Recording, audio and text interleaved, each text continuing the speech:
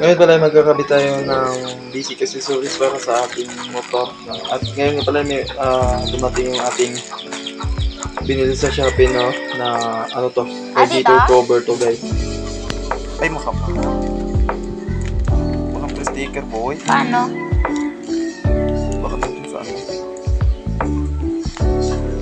Ito po yon. Ito po yung order. So, ito po yon. Legit. Ayos ko na. Ayos, boss, makapal. So, ito yung radiator cover na ilalagay natin, kakabit natin sa motor natin. At ayan, kakabit na natin dito. So, dito natin to ilalagay. Ayos tong radiator na to kasi makapal at mukhang matibay naman. So, ayan, dito natin ikakabit yan, ganyan. Ayan. So, ayan nga pala, mayroon nakabitan pala natin ng engine cover tong ating motor, no.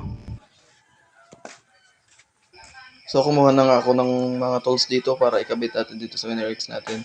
Tapos, binaba ko na rin ito sa garahe kasi mahirap magkabit dun sa garahe. Binaba natin. Ito nga at maulan at tumila na din. Basa lang yung simento na kalsada. At ito nga, binabaklas ko na yung natin. Yung tornilyo dun sa, yung nakakabit sa ating engine guard. At pa yung pinakamahirap na part, no, yung dito sa taas. Mahirap kasi itanggalin at saka ikabit itong bolts na nandito sa taas, no, na nakaano sa radiator. At ayan nga guys, kinakabit na natin tong radiator cover natin. At ayun na. So, ang ginawa ko pala dyan guys, mahirap kasi ilagay yan.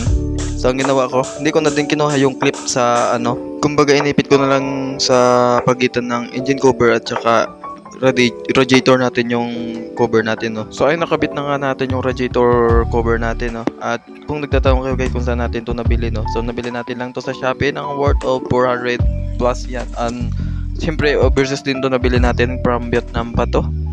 So, ayun. Sulit, maganda. At saka bagay guys yung yung black na kulay sa ating motor na to. At next na accessories pala na ilalagay natin dito guys is ito. Bumili ako ng phone holder. Yung nabili pala natin na phone holder is siya from Hotspeed. Hindi po ito yung Motowalk. Pero same lang din naman to. And then mabigat siya konti. So sa pagkabit nga pala nitong phone holder natin is kailangan natin ng 3 bolts. So bumili pa talaga ako nito para lang maipit kumbaga natin tong pinaka yan sa natin pinaka phone holder. Then ito yung stock niya dati. Ito yung stock na dati. Yan, wala siyang pang-ipit. And then, syempre, mahaba din yung stock niya na bolts. Ano ba tawag dyan? Spacer ba yan? O extender. So, pinalitan ko siya ng golden na bolts. At saka, tatanggal muna natin yung side mirror, no, bago ilagay natin yung ating phone holder dyan. Iipit natin siya sa pagitan ng yung dalawang bolts sa unahan, no. So ngayon tagalin lang muna natin tong ating side mirror. Sana medyo matigas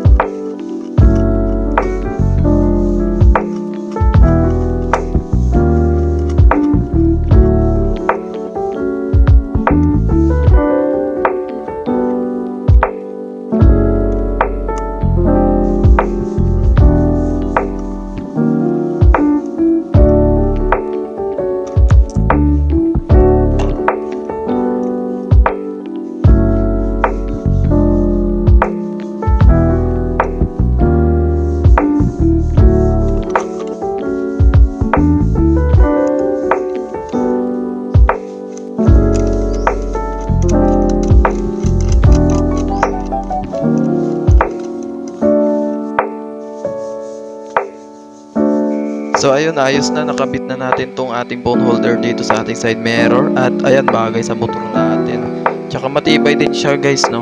Hindi siya basta-basta kumbaga kapag nalulupak tayo hindi siya basta-basta mahuhulog yung phone natin, no. Sinubukan ko ilagay dyan yung phone ko. So ayun nga, agad dito na lang tayo at magtatapos na tayo dito sa video na to. Waiting tayo sa iba pang mga accessories.